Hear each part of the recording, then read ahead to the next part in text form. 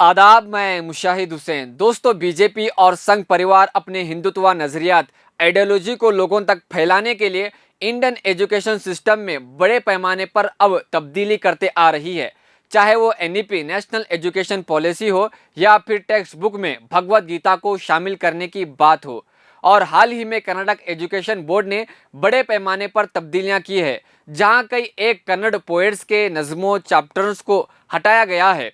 और रोहित चक्रतीर्था की सरबराही वाली कमेटी ने क्लास 6 से 10th के सोशल साइंस बुक और क्लास 1 से 10th की कन्नड़ जुबान की निसाबी किताबों में बड़े पैमाने पर तब्दीलियां की है, जिसके तहत मुजाहिदे आज़ादी भगत सिंह, हजरत टीपू सुल्तान, बसवन्ना नारायण गुरु के चैप्टर को हटाया गया है और इसमें कुछ तब्दीलियां भी किए गए हैं।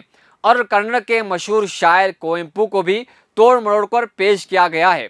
और अब 8th क्लास की कन्नड़ की निसाबी किताब से एक सबक को तब्दील करके और इसकी जगह सावरकर को डाला गया है, जिसमें इस चैप्टर का एक पैराग्राफ का फोटो इस वक्त सोशल मीडिया पर तेजी से वायरल है, जहां इस पैराग्राफ में लिखा गया है कि सावरकर वो जेल के जिस कमरे में कैद थे, इसमें एक छोटा सा भी सुराख नहीं था, लेकिन कहीं से एक बुलबुल यानी परिंदा आ जाती थी, जिसके परों पर सवार होकर यानी बैठकर सावरकर हर रोज अपने मादर वतन यानी भारत का दौरा किया करते थे और फिर वापस भी आ जाया करते थे। और सावरकर उस वक्त, याद रखिए, जेल में मौजूद थे। यहाँ पर आप देख सकते हैं कि इसमें कुछ भी लॉजिक तो नहीं बन पा रही है। ये तो सिर्फ एक मन घड़त कहानी बनाई गई है, जिससे किसी का इससे कोई लेना देना नहीं है। और जब ये बच्चों को झूठी कहानी पढ़ाई जाएगी तो इन पर क्या असर होगा। यानी एक तरह से बीजेपी और संघ परिवार सावरकर को बड़ा चढ़ाकर आए दिन पेश करते आ रहे हैं। और इससे पहले कर्नाटक के 10th क्लास के सोशल साइंस बुक में आरएसएस फाउंडर हेडगेवार की स्पीच को डाला गया। इसके बाद कर्नाटक में काफ़ी बवाल मचा और जितने भी एजुकेशन एक्सपर्ट थे, इन्होंने इसको एक्सपोज किया। यानी हिंदुत्ववादी लोग अपने आकाओं के झूठी तारीख को पहुंचाने के लिए अब एजुकेशन सिस्टम का नाजायज़ इस्तेमाल कर रहे हैं।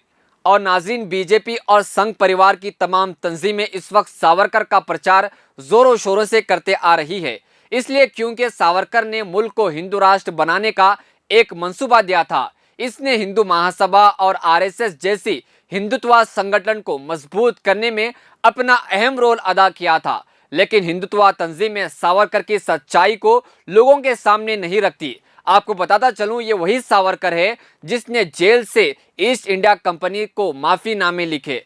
ये वही सावरकर है जिसने टू नेशन की बात की थी। ये वही सावरकर है जिसने मुसलमान, क्रिश्चियन, कम्युनिस्ट को हिंदुओं के लिए खतरा बताया था। ये वही सावरकर है जिसका नाम गांधी जी के हथियारों में शामिल किया गया था।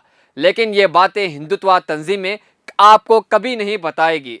तो नाजरीन, एक मुनज़्ज़म साजिश के तहत संघ परिवार वाले मुल्क का इतिहास बदलने की कोशिश कर रहे हैं। तालीमी इदारों से लेकर हुकूमत के अंडर चलने वाली ऑर्गेनाइजेशन के जरिए हिंदुत्व की ज़हनियत पेश कर रहे हैं, जहां देशद्रोही को फ्रीडम फाइटर बताया जा रहा है। ये बड़ी ही अफसोस की बात है, क्योंकि इन हिंदुत्व आतंकवादियों की ही वजह से मुल्क की तबाही व बर्बादी हुई और मुल्क तकसीम हुआ। तो ऐसे में हमें चाहिए कि हिंदुत्व लीडरों को एक्सपोज करने की आज वक्त की ज़रूरत है और सही इतिहास, सही तारीख को बच्चों तक और एजुकेशन सिस्टम में पहुंचाने की वक्त की अहम ज़रूरत है। मज़ीद खबरों और तफसीरों के लिए देखते रहें मिल्ली डाइजेस्ट। शुक्रिया।